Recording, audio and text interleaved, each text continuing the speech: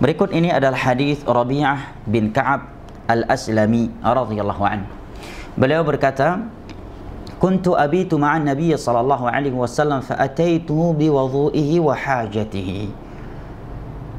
Dulu ketika aku tidur bersama Nabi sallallahu alaihi wasallam, aku pernah membawa air wudhu untuk beliau dan kebutuhannya. Nabi sallallahu alaihi wasallam saat itu berkata kepadaku, "Sal, wahai Rabi'ah bin Ka'ab, mintalah kepadaku sesuatu." Mau minta apa? Mintalah sekarang. Ucap Nabi sallallahu alaihi wasallam kepada sahabat yang mulia ini, yang sering menyediakan air wudhu Nabi sallallahu alaihi wasallam. Maka beliau menyatakan, "Faqult," karena Nabi sudah berkata demikian, "Sal, silahkan melake, pernah kena lake, pernah kena mehut, wahai Rabi'ah, mau apa kamu? Mintalah kepada aku sekarang." Karena beliau sudah berkata demikian, maka aku berkata, "As'aluka murafaqataka fil jannah." Aku meminta kepadamu agar aku tetap menjadi orang yang menemanimu di dalam syurga. Allahu Akbar. Padahal yang Nabi maksud, ya, mintalah kepada aku, ya. Atau ya, yang Nabi maksud adalah semua apa yang mau dia minta, walaupun perkara dunia. Karena beliau memang seorang yang miskin, termasuk ahli suffah yang nggak punya rumah, nggak punya keluarga yang kaya, ya. Andai kata beliau menggunakan tawaran ini untuk meminta rumah, meminta jabatan, meminta bantuan dari Baitul Mal, itu sesuatu yang sah, sesuatu yang tidak tercela, dan akan diberikan oleh Nabi sallallahu alaihi wasallam.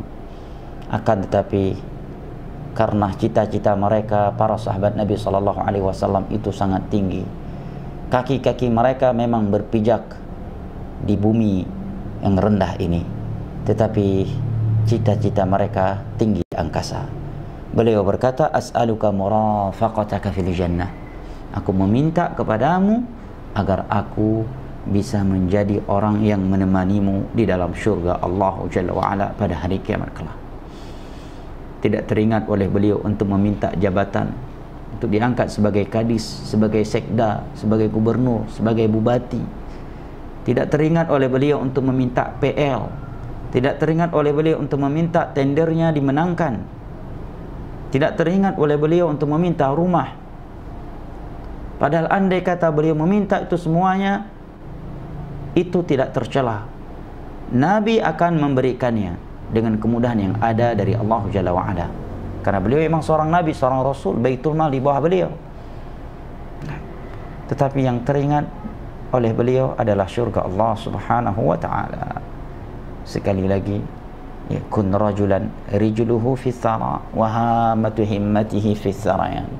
Hendaknya engkau menjadi seorang laki-laki, kakinya memang berpijak di bumi yang rendah ini, tetapi cita-citanya tinggi di angkasa.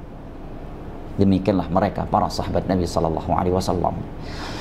Kemudian Nabi sallallahu alaihi wasallam menyatakan, "Au ghairu dzalik?" Apakah tidak ada permintaan yang lain selain itu, wahai Rabi'ah? Kamu tidak meminta rumah? Kamu tidak meminta pekerjaan, jabatan? Maka beliau menjawab, "Qultu huwa dzak." Cukup itu, wahai Rasulullah. Kenapa jemaah dimuliakan Allah? Karena mereka tahu bahwa kemenangan, kesuksesan, kebahagiaan dan kesejahteraan yang sesungguhnya dan yang sempurna adalah tatkala seorang hamba telah dijauhkan dari neraka dan dimasukkan ke dalam syurga. Bukankah Allah Jalla wa'ala berfirman di dalam Al-Quranul Karim pada surat Ali Imran, "Kullu nafsin dha'iqatul maut wa innama tuwaffawna ujurakum yawmal qiyamah faman zuhziha 'anil nari wa udkhilal jannata faqad faz wa mal hayatud dunya illa mata'ul ghurur." Setiap yang bernyawa pasti akan mati, dan hanya pada hari kiamatlah kalian mendapatkan balasan yang sempurna atas perbuatan yang telah kalian perbuat di dunia ini. Barang siapa yang telah dijauhkan dari neraka dan dimasukkan ke dalam syurga, maka sungguh dia telah beruntung. Dan tidaklah kehidupan dunia ini melainkan kehidupan yang semu lagi menipu. Qal, mendengar demikian maka Nabi kita sallallahu alaihi wasallam berpesan, bersabda, fa'a'inni ala nafsika bikathrati sujud. Maka bantulah aku agar permohonanmu itu terkabulkan dengan engkau memperbanyak sujud. Maksudnya memperbanyak salat, salat wajib dan salat sunnah yang disyariatkan oleh Allah Jalla wa'ala di dalam Al-Quranul Karim dan hadis-hadis Nabi sallallahu alaihi wasallam. Naam. Hadis ini diriwayatkan oleh Imam Muslim pada nomor 489. Syahid dari hadis ini jamaah yang dimuliakan Allah, rahimani Allah wa iyyakum wa baraka fikum, adalah keutamaan salat. Adalah keutamaan salat. Naam. Adalah keutamaan salat. Di mana di antara keutamaan salat adalah seseorang akan menjadi orang yang dekat dan menemani Nabi sallallahu alaihi wasallam di dalam syurga apabila seseorang memperbanyak ibadah salat. Tentunya salat yang dianjurkan, yang wajib maupun yang sunnah. Nah, karena yang maksud oleh Nabi sallallahu alaihi wasallam, perbanyaklah sujud olehmu, bukanlah sujud semata tanpa salat, tetapi salat yang wajib, salat yang sunnah.